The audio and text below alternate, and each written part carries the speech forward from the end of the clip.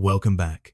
In tonight's episode, we're diving deep into the heart of Africa, where the darkness holds secrets that most travelers never live to tell.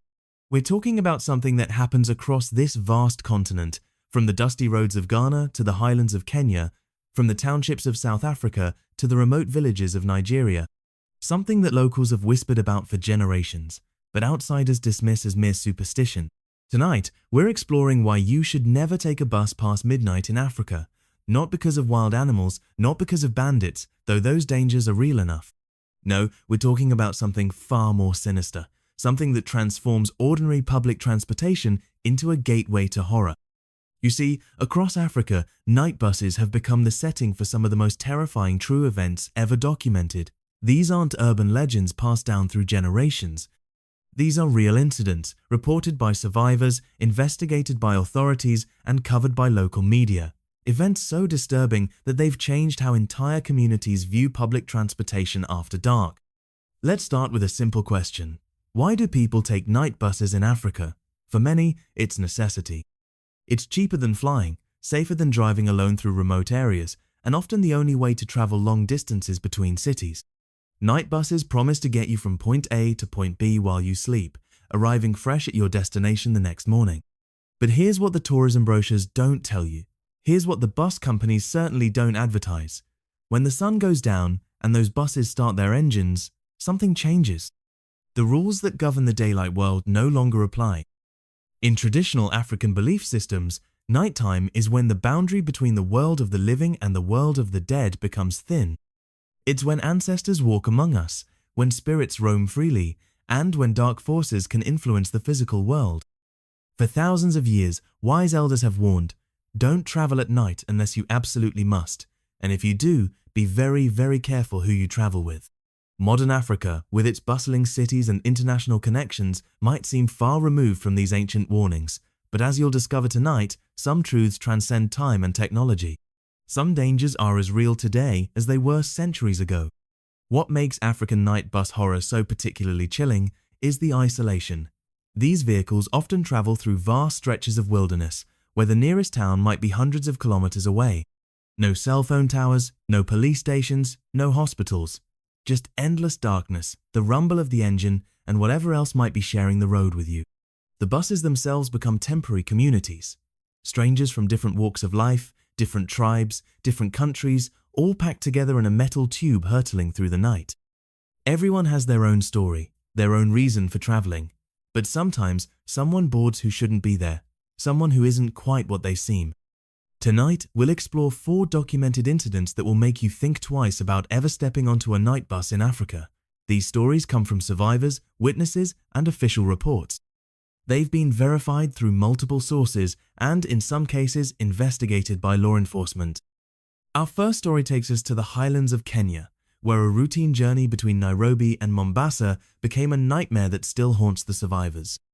Our second incident occurred in Ghana, where passengers on an overnight bus to Kumasi encountered something that defied all rational explanation.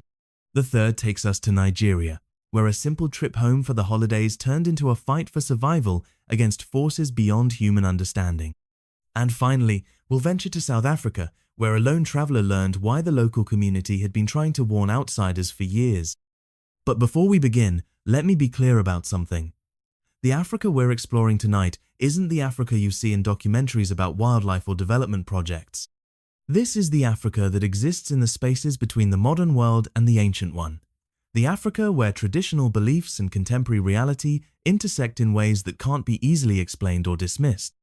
These aren't stories meant to discourage travel or perpetuate stereotypes. Africa is a magnificent continent with incredible people, rich cultures, and countless safe ways to explore its wonders.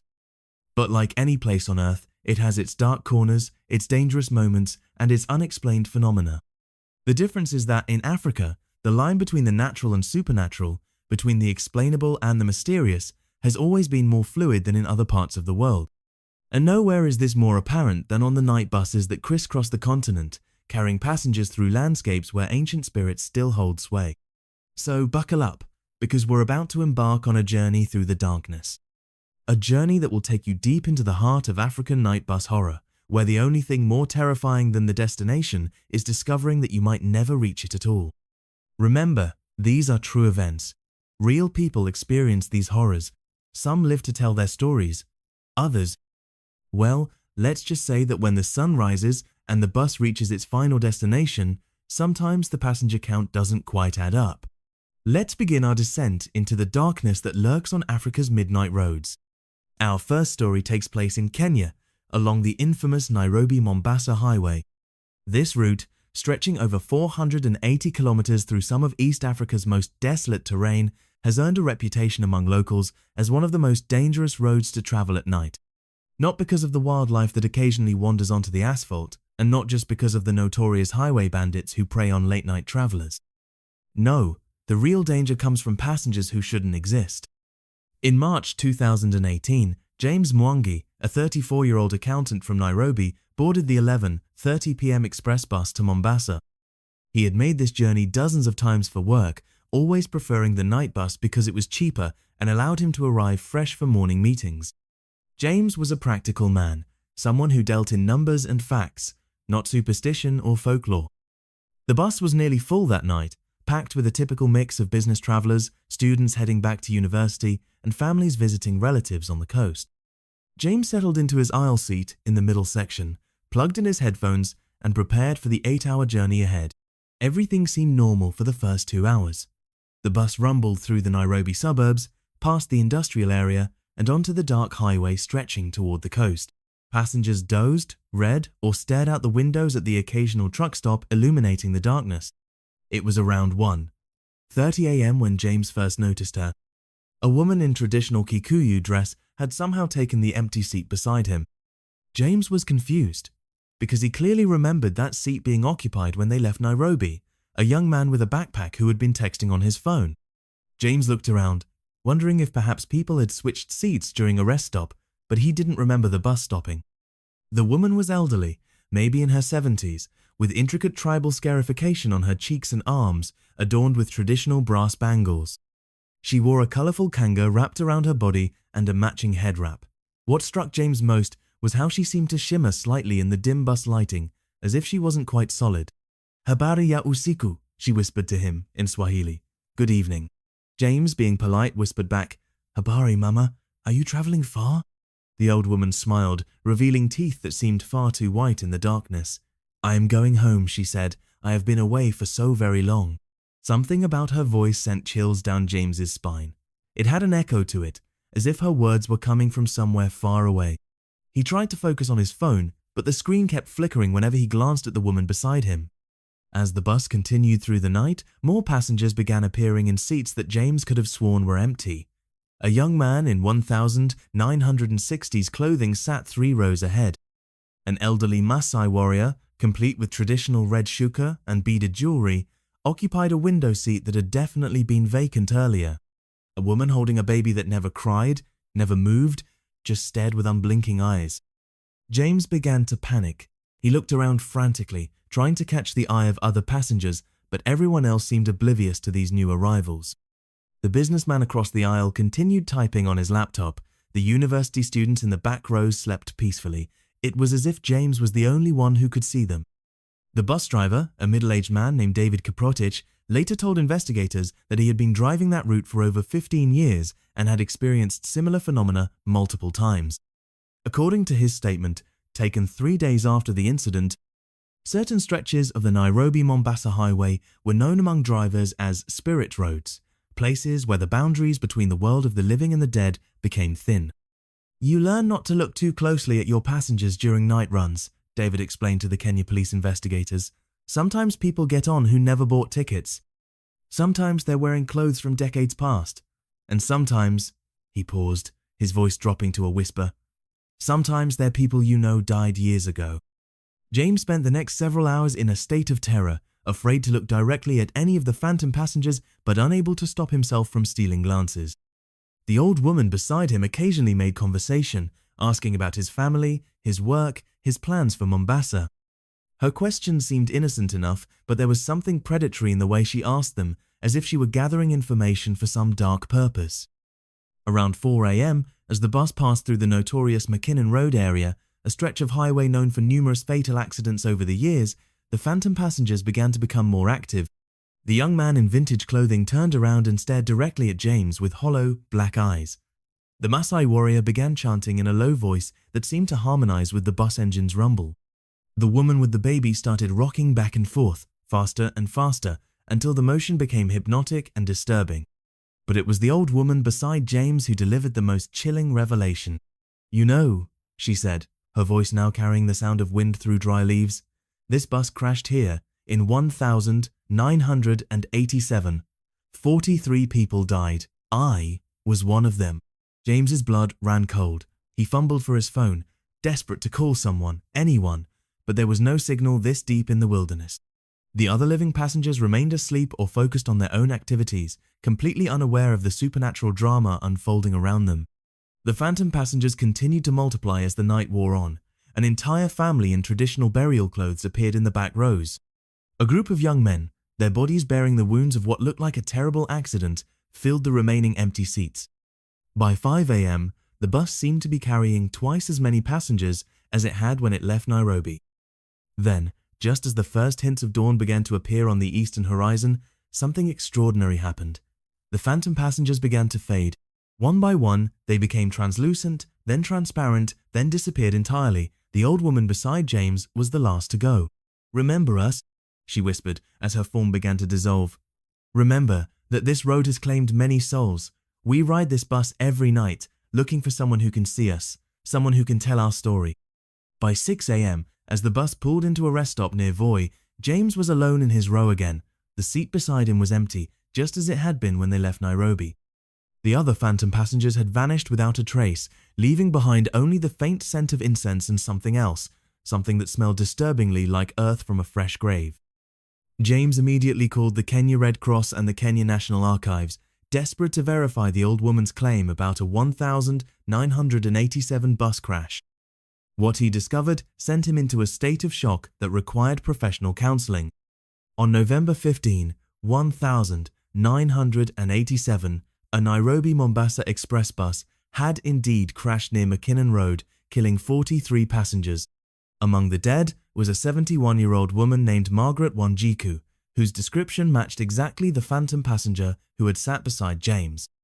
The crash had been caused by a combination of driver fatigue and mechanical failure. The bus had veered off the road during the early morning hours, rolling multiple times before coming to rest in a deep ravine. It had taken rescue workers nearly 12 hours to recover all the bodies, and several passengers were so badly mangled that they could only be identified through personal effects. When James shared his story with other regular passengers on the Nairobi-Mombasa route, he discovered he wasn't alone. Dozens of travelers reported similar experiences, phantom passengers who appeared only to certain people, always at night, always between Nairobi and Mombasa. Some claimed to have spoken with accident victims from crashes dating back to the 1960s. Others reported seeing passengers from buses that had been attacked by bandits, their spirits apparently still trying to complete journeys that death had interrupted. The bus company, East African Express, initially dismissed these reports as hallucinations brought on by fatigue and stress. But when similar accounts began appearing in local newspapers and on social media, they quietly implemented a new policy. No single passengers were allowed to travel alone on night buses. Every ticket now had to be purchased in pairs, ensuring that travelers would have someone to verify their experiences. Dr. Sarah Nyong'o, a psychiatrist at Kenyatta National Hospital who has studied the phenomenon, believes the sightings represent a form of collective cultural memory. In traditional African cosmology, she explains, the spirits of those who die violently or far from home are believed to become restless. They're drawn to places associated with their death, trying to complete unfinished business or deliver important messages to the living. But James Mwangi, now 40 and still working as an accountant in Nairobi, has a different theory. He believes the phantom passengers are real spirits, trapped on the buses that killed them, condemned to ride the same route for eternity unless someone acknowledges their presence and tells their story. I still take the night bus sometimes, James says, but now I always travel with my wife or a colleague, and I always carry a small pouch of blessed soil from my family's ancestral land. The old woman told me something else before she disappeared. She said that as long as people remember their stories, the dead can find peace. I think that's why she chose to appear to me that night. Not to scare me, but to make sure she and the others wouldn't be forgotten. The Nairobi-Mombasa night bus still runs 7 days a week, carrying hundreds of passengers along one of East Africa's most important transportation corridors. But among the locals, word has spread. If you must travel at night, bring a companion, say a prayer before boarding, and if you see passengers who don't quite belong, don't ignore them. Listen to their stories. Because in Africa, the dead have much to teach the living, and sometimes a simple acknowledgement is all they need to finally rest in peace. The phantom passengers of the Nairobi Express serve as a reminder that death is not always the end of the journey. Sometimes it's just a transfer to a different kind of transportation, one that runs on schedules no living person can predict or control. Our second story unfolds in Ghana, along the notorious Accra-Kumasi Highway, a 250-kilometer stretch of road that connects Ghana's capital to its cultural heart in the Ashanti region. This journey, which should take about 4 hours during daylight, becomes something entirely different when attempted after midnight. In August 2019, a group of 5 university students from the University of Ghana decided to take the overnight bus to Kumasi for a friend's wedding. The students, Kwame, Ama, Kofi, Akasua, and Samuel, were all in their early 20s, modern young Ghanaians who prided themselves on being educated and rational. They had little patience for what they called village superstitions and often mocked their grandparents' warnings about travelling at night. The group boarded the 11 p.m. STC bus at Accra's central terminal, settling into seats near the middle of the vehicle. The bus was about 3/4 full, carrying a typical mix of travellers, market women heading to Kumasi with goods to sell, office workers visiting family, and a few tourists brave enough to attempt the overnight journey. Kwame, a philosophy student who fancied himself an intellectual, was particularly vocal about his skepticism regarding supernatural beliefs. All this talk about spirits and night demons, he told his friends as the bus pulled out of Accra, it's just ignorance holding our people back. There's nothing on these roads except what science can explain. His friend Samuel, who had grown up in a traditional household in the Volta region, tried to caution him. Bro, you don't have to believe in spirits, but you should at least respect them. My grandmother always said that pride comes before a fall, especially when travelling at night. Kwame laughed dismissively. Your grandmother's generation believes in witches and juju. We're educated. We know better. For the first hour, the journey proceeded normally. The bus made good time through Accra's sprawling suburbs and onto the main highway. Passengers dozed, chatted quietly, or stared out at the darkness rushing past their windows. The air conditioning hummed steadily, and the driver, an experienced man named Emmanuel Asante, navigated the road with the confidence of someone who had made this trip hundreds of times. It was around midnight, as the bus approached the small town of Suhum, that things began to go wrong. The first sign of trouble was the smell. Amma, who was sitting by the window, noticed it first, a thick, cloying scent that seemed to seep through the air conditioning vents. It smelled like a combination of burning incense, rotting vegetation, and something else she couldn't identify, something organic and unpleasant.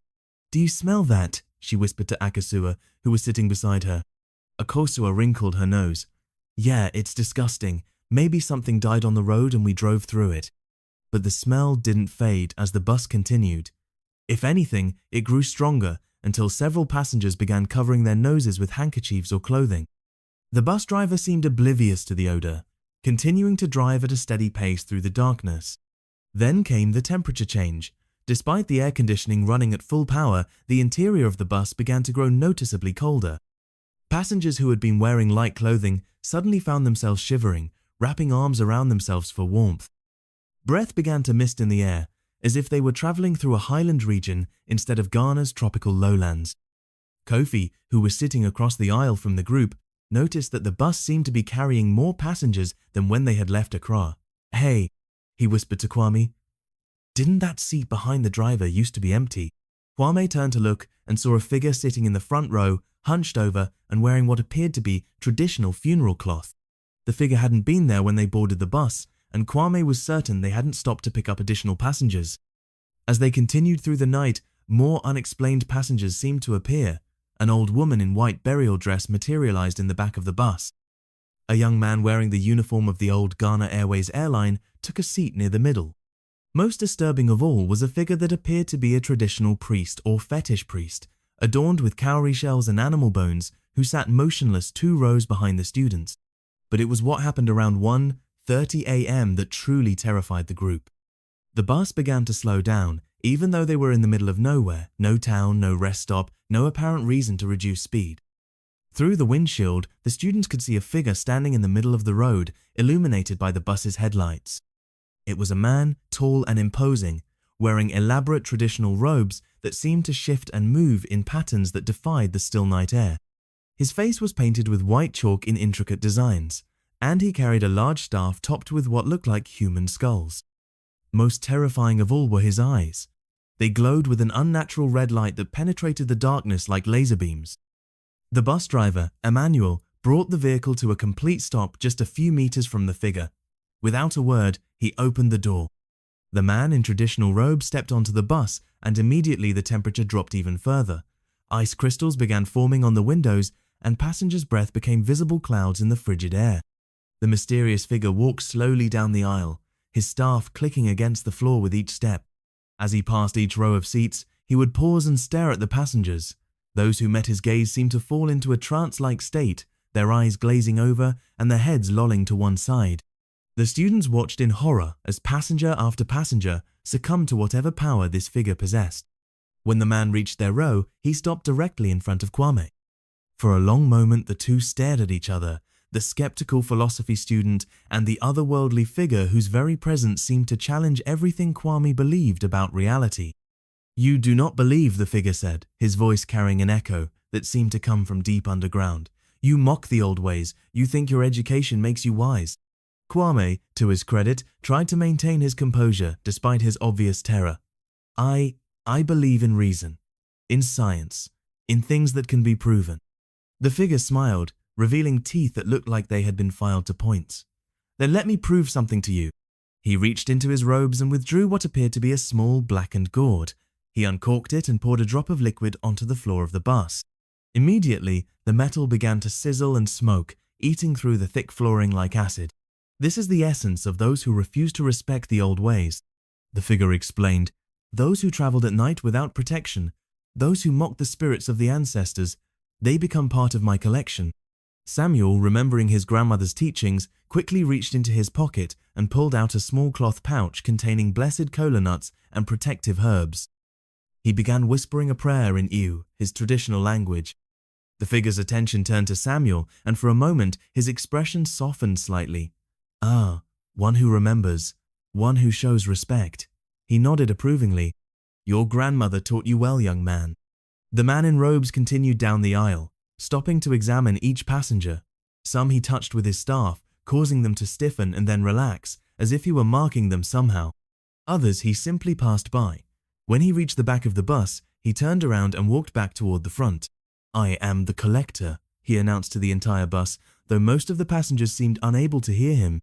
"I gather those who travel the night roads without proper respect for the spirits that guard them. Tonight, I will take 3 with me." He pointed his staff at 3 passengers: a businessman who had been talking loudly on his phone about cheating his business partners, a woman who had been openly mocking traditional ceremonies earlier in the journey, and, to everyone's horror, Kwame. "No," Amma screamed, breaking the supernatural spell that had settled over the bus. "He's our friend. Please." The collector turned his glowing red eyes on her. "Your friend chose to mock what he does not understand. He must learn respect, even if the lesson comes at a high price." Samuel stood up, still clutching his protective herbs. "Sir, I beg you to show mercy. Yes, my friend was foolish with his words, but his heart is not evil.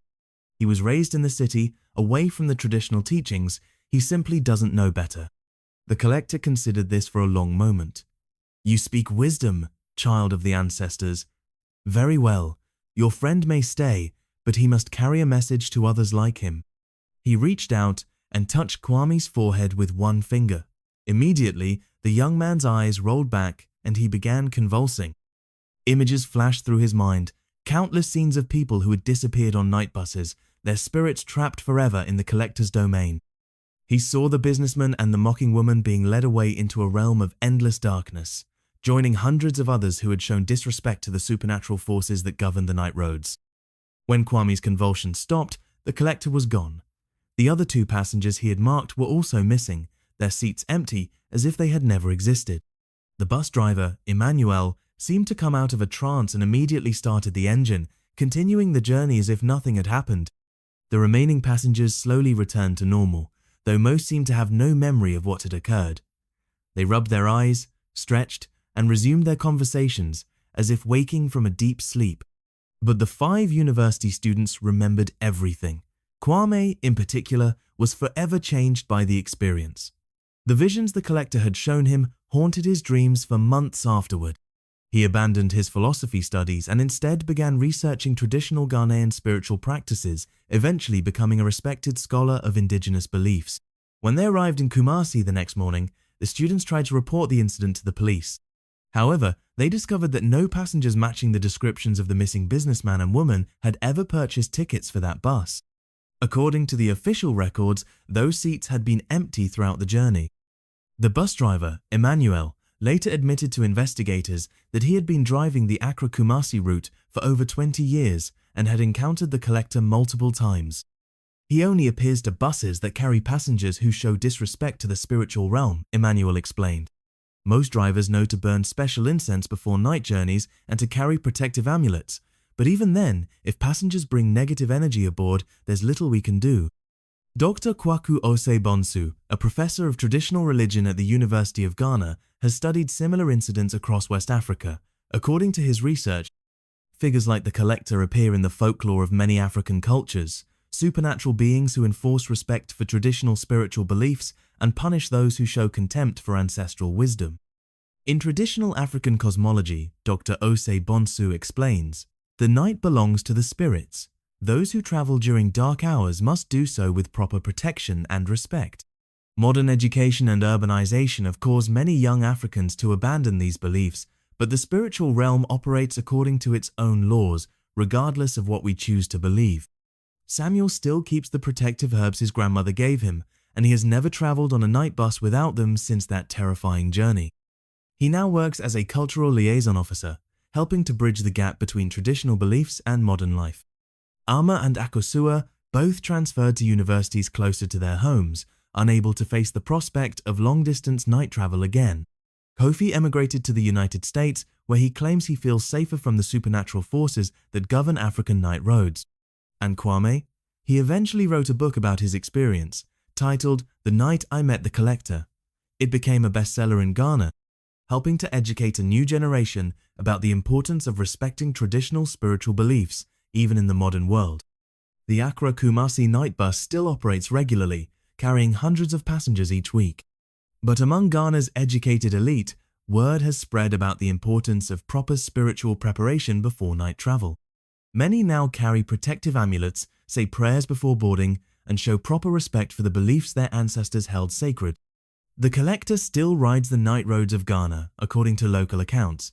He's been spotted on buses throughout the country, always appearing to those who show disrespect for traditional ways. Sometimes he simply observes and moves on. Other times, he adds to his collection of souls who thought education could protect them from forces beyond human understanding. In a continent where modernity and tradition exist side by side, the story of the Kumasi collector serves as a reminder that some forms of knowledge can't be found in textbooks or lecture halls.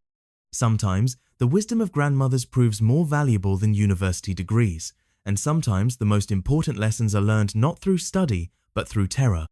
Our third story takes us to Nigeria during the Christmas season of 2020, when millions of Nigerians traditionally travel home to their villages for the holidays. It's a time of joy and family reunions, but also one of the most dangerous periods for road travel, as overloaded buses navigate crowded highways filled with desperate passengers trying to reach their destinations. Aduni Okafor, a 28-year-old nurse working in Lagos, had been looking forward to this trip home for months. She had moved to Lagos 3 years earlier for work and hadn't been able to afford the journey back to her family's village in Enugu State since the previous Christmas. This year, she had saved enough money not just for the bus fare, but also for generous gifts for her elderly parents and younger siblings.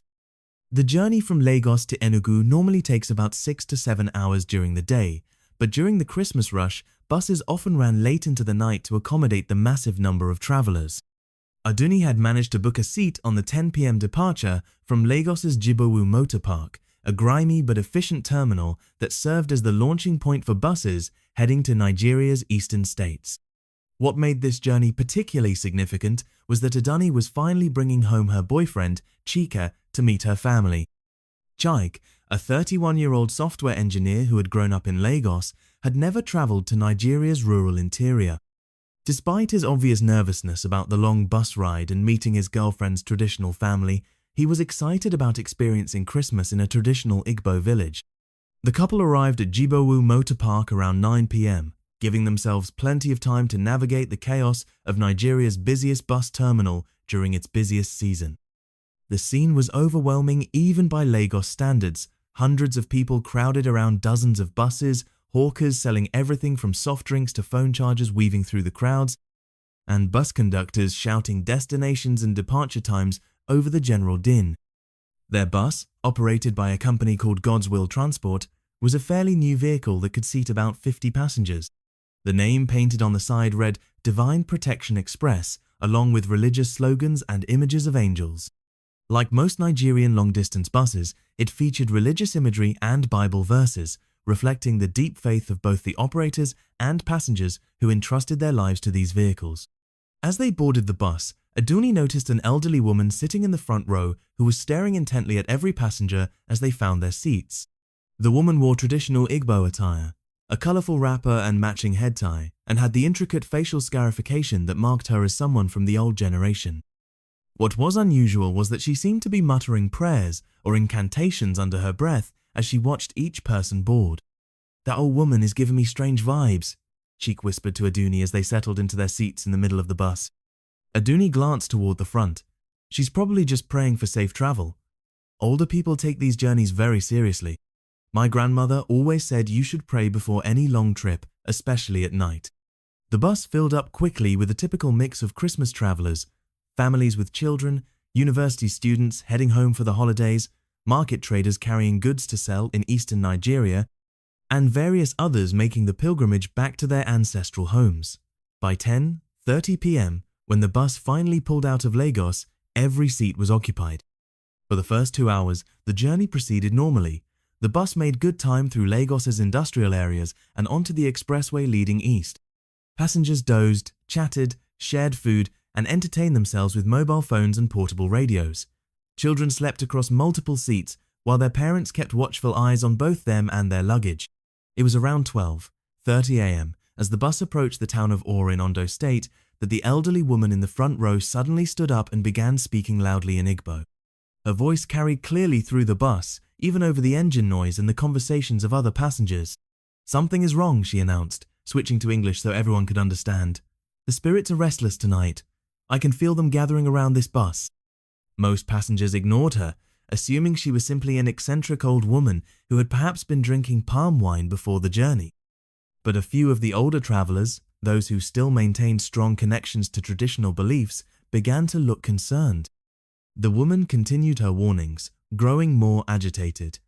"We are carrying someone who should not be on this bus, someone who brings darkness with them. The ancestors are angry." Chaik rolled his eyes and whispered to Aduni, "Great, we're stuck with a crazy person for the next 4 hours."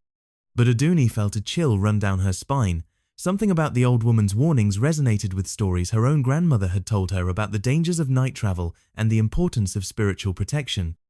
Around 1 a.m., as the bus traveled through a particularly desolate stretch of highway between Ore and Benin City, the temperature inside the vehicle began to drop noticeably.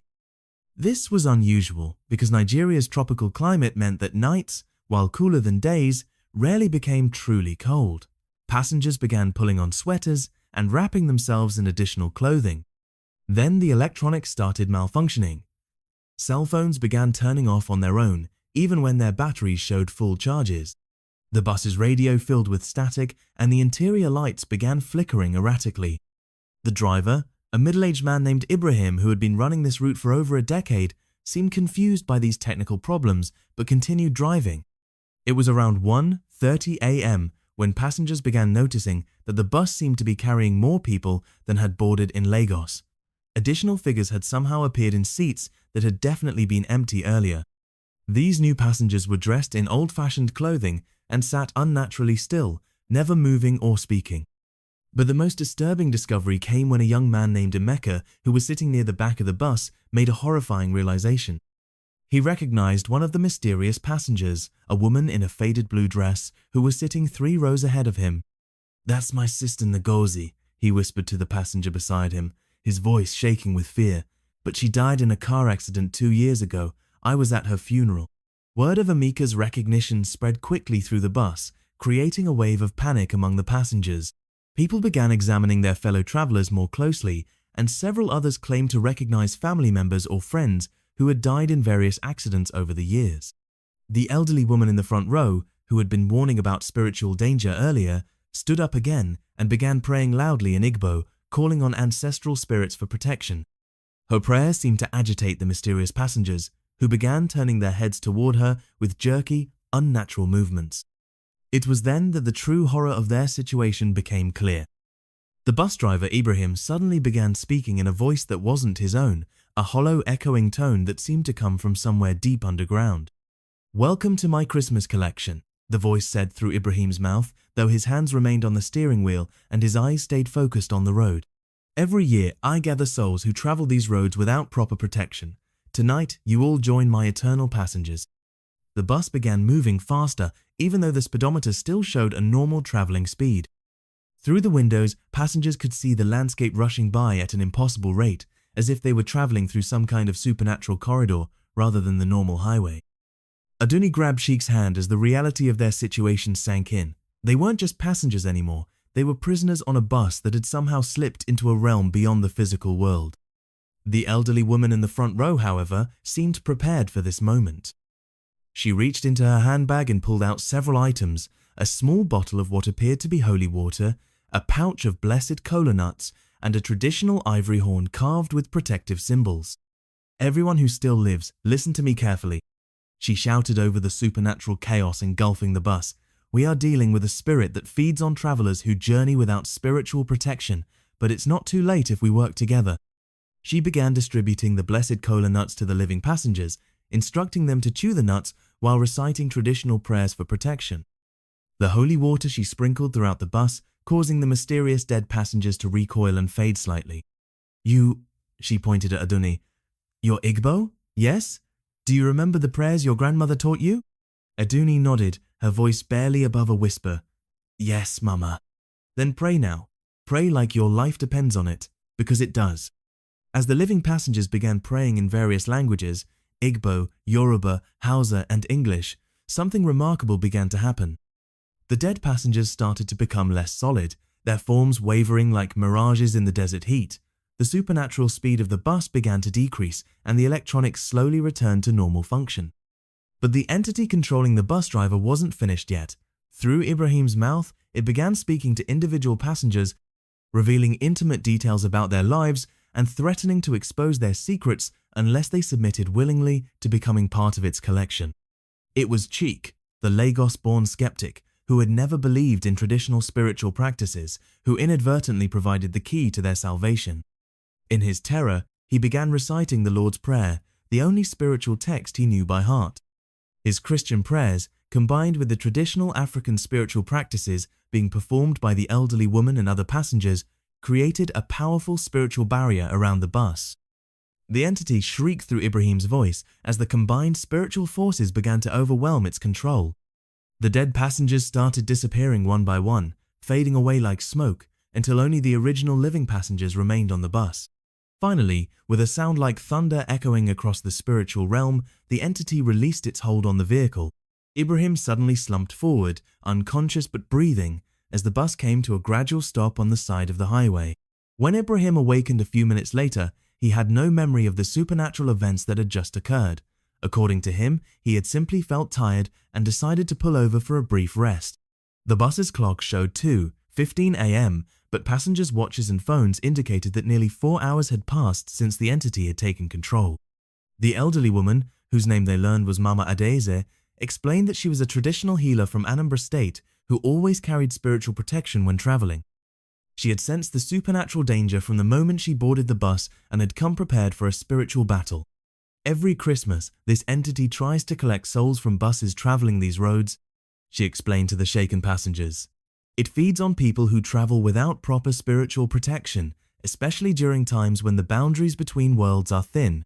The rest of the journey to Enugu passed without incident, though none of the passengers slept for the remaining hours. When they arrived at their destination on Christmas morning, Several passengers, including Adani and Chike, sought out local priests and traditional healers for spiritual cleansing ceremonies.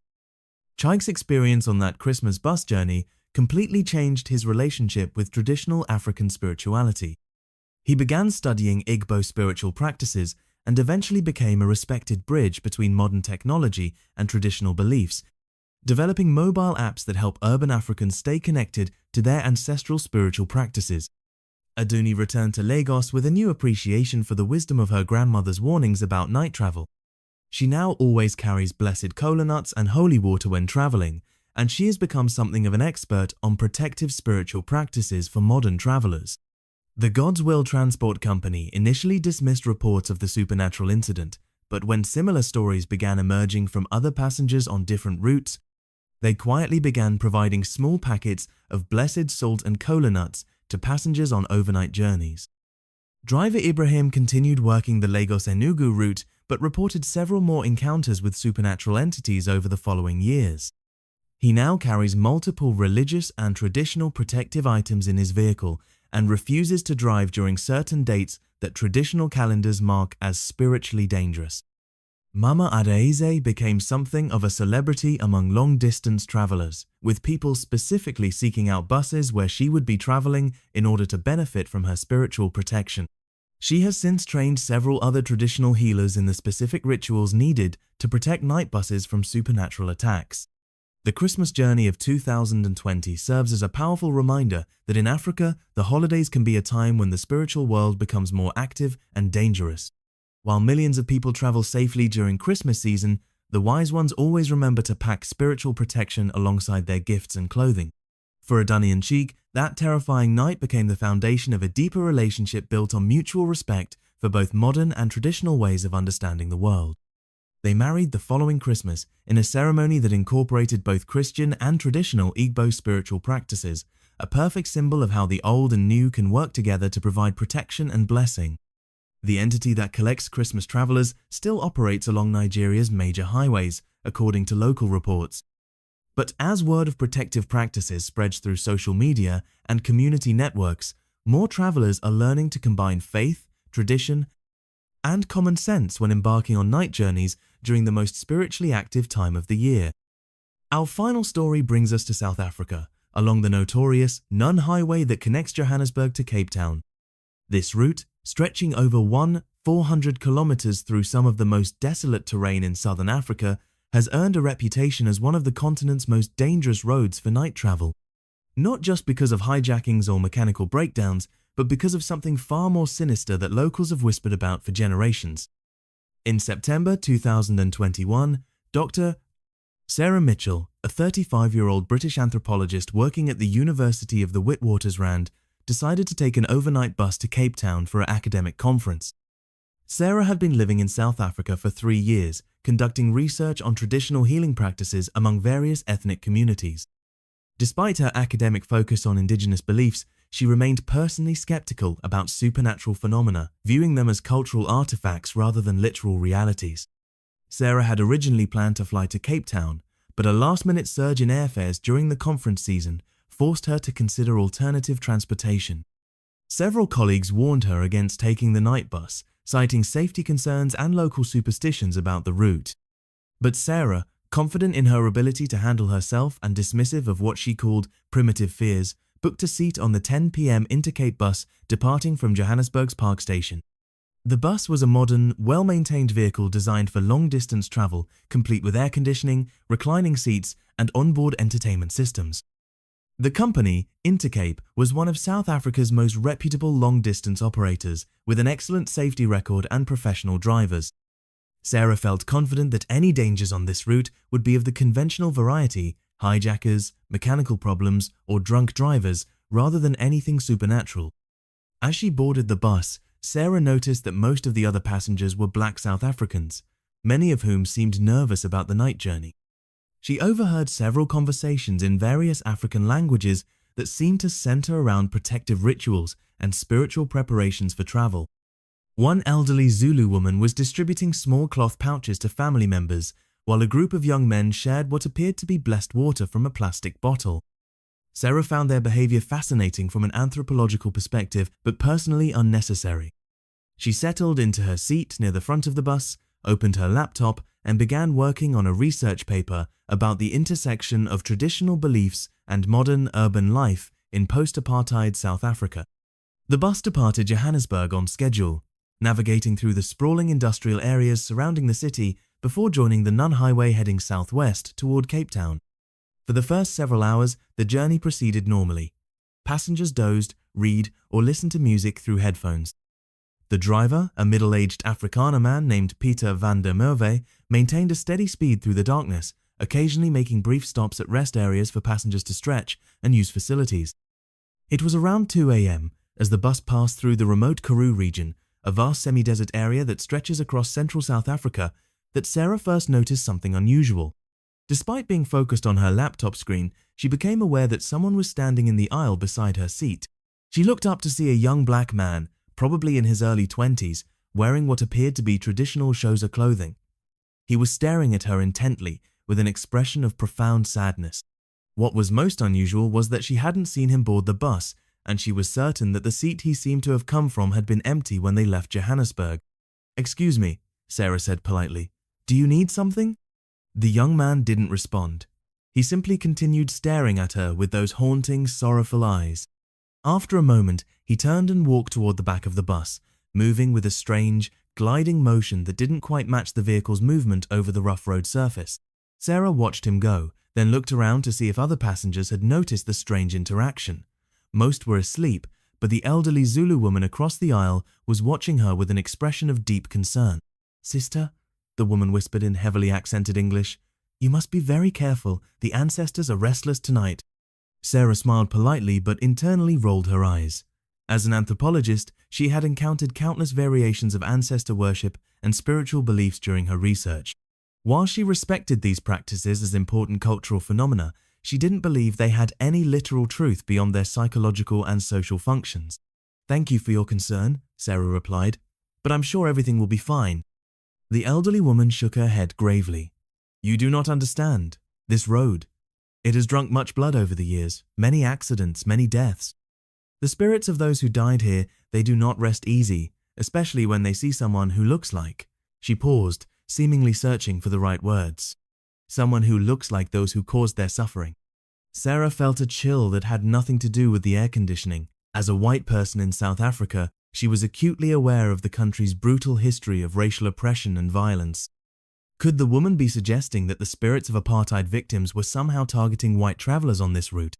Before she could pursue this uncomfortable line of thought further, the young man in traditional clothing reappeared, this time sitting in the seat directly behind her. Sarah could feel his presence without turning around, a cold, oppressive weight that seemed to press down on her shoulders. She tried to focus on her laptop, but the screen kept flickering with static interference. Her mobile phone also began behaving erratically, the display showing random characters instead of normal text. These technical problems seemed to be affecting only her devices. Other passengers' phones and tablets appeared to be functioning normally. Around 3 a.m., as the bus passed through an area marked by a roadside memorial to traffic accident victims, more mysterious passengers began appearing. Sarah counted at least 6 additional figures who had somehow materialized in previously empty seats. All were young black men and women wearing traditional African clothing, and all shared the same expression of profound sadness mixed with something that looked disturbingly like accusation. The atmosphere on the bus grew increasingly tense and cold. The elderly Zulu woman began praying quietly in her native language, her voice rising and falling in what sounded like a protective chant. Several other passengers joined her, creating a low chorus of African languages that seemed to harmonize with the engine's rumble. It was then that the phantom passengers began to communicate, not through words, but through visions that seemed to project directly into Sarah's mind. She saw scenes of horrific violence, police raids on township homes, families separated by apartheid laws, young activists tortured in prison cells, peaceful protesters gunned down by security forces. But these weren't generic historical images. These were personal memories, specific experiences of the individuals whose spirits were now sharing the bus with her. Sarah realized she was witnessing the final moments of people who had died under apartheid, their consciousness somehow imprinted on this stretch of highway where their physical remains had been transported or dumped. The young man behind her finally spoke, his voice carrying the echo of decades-old pain. "Do you know who we are?" he asked in perfect English. Sarah turned around to face him, her academic curiosity overcoming her fear. "Tell me," she whispered. "We are the ones who died fighting for freedom," he replied. "We are the ones whose bodies were thrown from trucks along this very road. We are the ones who were shot while trying to escape and whose families never learned the truth about how we died." The other phantom passengers began sharing their stories, each more heartbreaking than the last. A young woman named Nomsa had been arrested for participating in a student protest and died in police custody, her body later dumped along the Non. A man named Thabo had been a trade union organizer who was murdered by security forces and his remains scattered across the Karoo. A teenage girl named Lindiwe had simply been in the wrong place at the wrong time when a police operation went wrong. As their stories unfolded, Sarah began to understand why these spirits were appearing to her specifically. As a white researcher studying Black African traditions, she represented the ongoing complexities of post-apartheid South Africa. The spirits weren't necessarily hostile toward her personally, but they were demanding acknowledgement of the historical injustices that had brought them to their violent ends. "What do you want from me?" Sarah asked, her voice barely audible over the bus engine. "Remember us," the young man replied. "Tell our stories. Make sure the world knows that we existed, that we fought, that we died for justice." The elderly Zulu woman, who had been watching this supernatural exchange with knowing eyes, spoke up again. "Sister, you are being given a great responsibility. These ancestors have chosen you to carry their stories to the world beyond our borders." Sarah spent the rest of the night in conversation with the phantom passengers, learning their names, hearing their stories, and understanding their place in South Africa's struggle for freedom. As dawn began to break over the Karoo landscape, the spirits gradually faded away, but not before each one had made Sarah promise to honor their memory. When the bus arrived in Cape Town the next morning, Sarah was exhausted but profoundly changed. She immediately began researching the historical accounts that matched the stories the spirits had told her.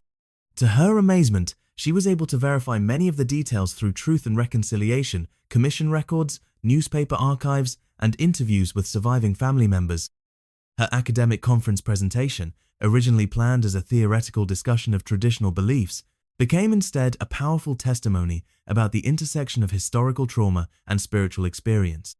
Sarah's account of her night bus encounter was initially met with skepticism from some colleagues, but the accuracy of the historical details she provided, details that weren't readily available in standard academic sources, began to convince even the most rational skeptics.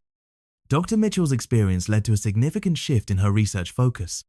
She began documenting similar accounts from other travelers on the Nun route, collecting stories from bus drivers, passengers, and local communities about encounters with apartheid-era spirits along the highway. Her book, Spirits of the Highway, Apartheid Ghosts and Post-Colonial Reconciliation, became a landmark work in the field of African spiritual studies. The elderly Zulu woman, whose name was Mandlovu, became Sarah's mentor and guide in understanding the spiritual dimensions of South African history. Through Mandlovu's teachings, Sarah learned that many African communities believe that those who die violently or far from home become restless spirits until their stories are properly acknowledged and their suffering is recognized. Peter van der Merwe, the bus driver, later admitted that he had been seeing phantom passengers on the Nun route for over a decade. "At first, I thought I was going crazy," he confessed. "But you learn to live with it. The spirits, they're not trying to hurt anyone, they just want to be remembered." Intercape, the bus company, initially tried to suppress reports of supernatural encounters, fearing they would harm business. However, when similar stories began emerging from multiple routes and drivers, they quietly began offering heritage tours that acknowledged the historical significance of various highways and the spirits that were believed to travel them. Sarah's encounter with the Johannesburg Phantoms became part of a broader conversation about truth, reconciliation, and the ongoing legacy of apartheid in South Africa. Her work helped bridge the gap between academic research and traditional African spiritual practices, showing how supernatural experiences could provide insights into historical trauma and collective memory. The Nun Highway continues to be one of South Africa's busiest routes, carrying thousands of passengers between the country's major cities every week. But among those who travel it regularly, there's now a greater awareness of the spiritual significance of the journey and the importance of acknowledging the painful history that shadows the modern road.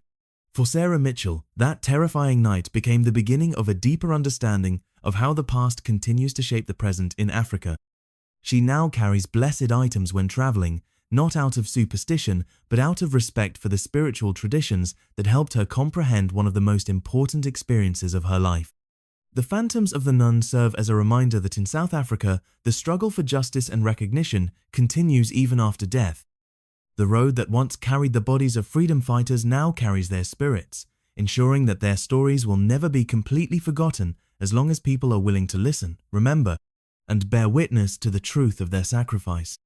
In the end, the most haunting aspect of African night bus horror isn't the supernatural encounters themselves, but what they reveal about the unfinished business of the continent's traumatic past. Sometimes the most important journeys aren't about reaching a destination, but about understanding the forces that continue to shape the road itself.